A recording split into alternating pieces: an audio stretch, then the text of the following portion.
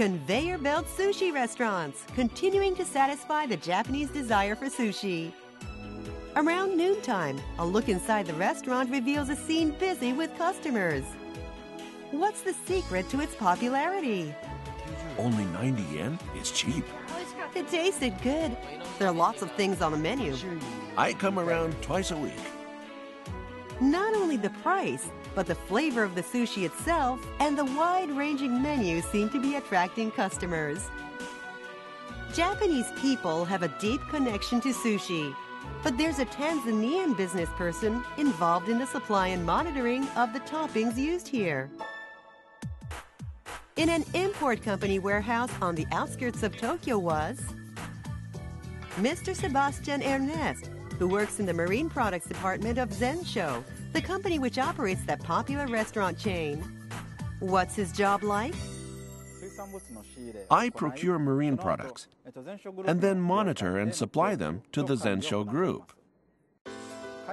Here we check the quality and standards of marine products we've imported from abroad. Mr. Ernest, who recently transferred to the marine products branch, is working hard to become a skilled buyer. But his workplace isn't just within warehouses. Shinagawa, Tokyo. This is the headquarters of Mr. Ernest's company, Zensho Holdings. Back at the office, Mr. Ernest busies himself with paperwork. He's producing some materials for a meeting.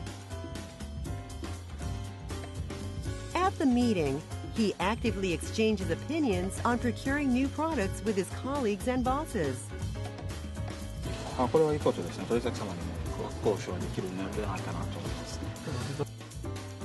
He has no trouble with intra-company communication.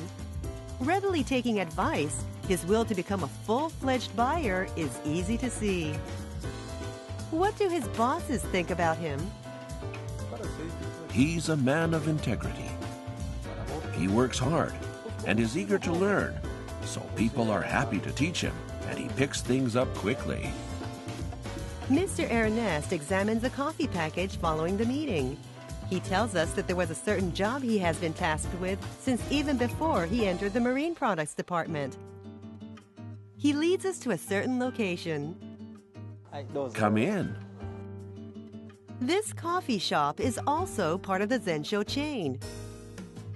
Unlike marine products, the coffee and black tea served here is supplied without using middlemen. I go to the place where the coffee is produced and check the condition of the producer and the coffee itself. Also, when I buy coffee, I buy it according to the fair trade system. When we asked what his role in the buying process was, we got a reply that could only come from a Tanzanian. Since I know Swahili very well, I can intermediate between producers and Zensho and help both sides understand each other's way of thinking and intentions. In the coffee supply process, he acts not as a buyer, but a communicator. What sort of job is it? February 2013. Among a group sent to Tanzania, we can see Mr. Ernest. It's the day before the coffee producer group's annual general meeting there. Mr. Ernest is very busy preparing and making adjustments. I'm getting business cards ready for everyone who's attending the meeting. At the annual meeting, Goma, wazee wangu wako Dar es Salaam. Nafanya kazi na Zensho Tokyo, Japani. Kila mwaka huwa nakuja kusaidia swala zima la mawasiliano, kuhakikisha mikutano inaenda vizuri, hakuna kutoelewana. He was able to perform an excellent job as a communicator, utilizing his Tanzanian background. He makes observations as he intermediates between Japanese employees and local people, and visits facilities like the plantation and the coffee bean sorting area. As part of Zensho's fair trade policy, activities to socially support the producers and their region are included. Among these, in Tanzania, is a maternal and child health program. As part of this program, Mr. Ernest is visiting a clinic. Leo umekuja hapa kwa sababu gani?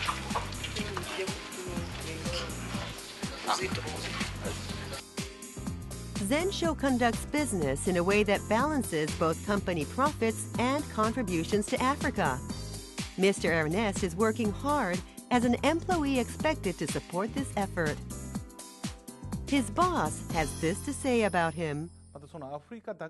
I'd like to see him become an asset that doesn't just operate in Africa, but all over the world as well. I'm quite confident that he's capable of it.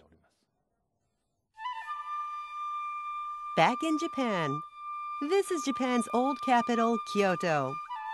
Here as well, there is a business person who was born in Africa. It's Mr. Allan Yiga, an engineer who is helping to work on photovoltaic inverters.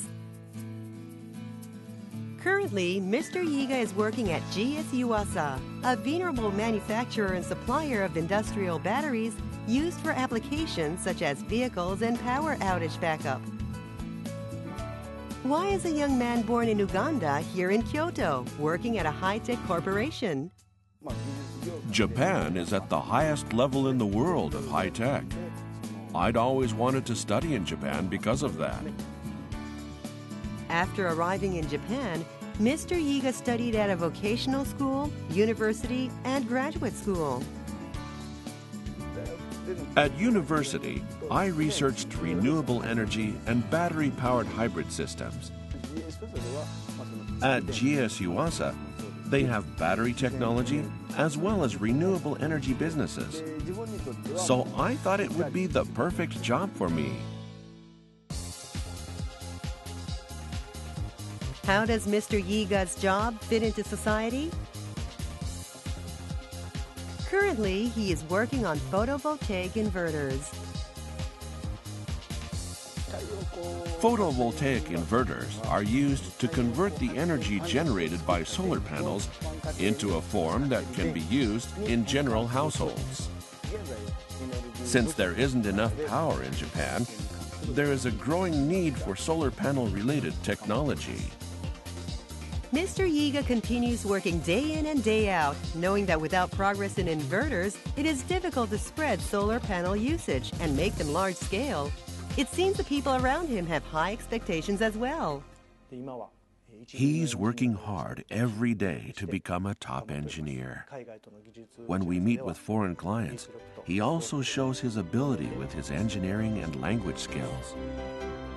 Leaving the office, Mr. Yiga is heading towards a heavy-duty inverter currently being developed for internal evaluations. I'd like to get my hands on it this Friday and gradually modify it following that. As he continues to improve his skills, I'd like to see him become a leader who leads his juniors and holds his team together. How does Mr. Yiga wish to use the engineering skills he learned in Japan in the future? With my knowledge of battery technology-related consulting, what I would like to do is contribute to Uganda's development. The next stage of cooperation between Africa and Japan is right in front of us. It seems a great deal can be expected from these two experts.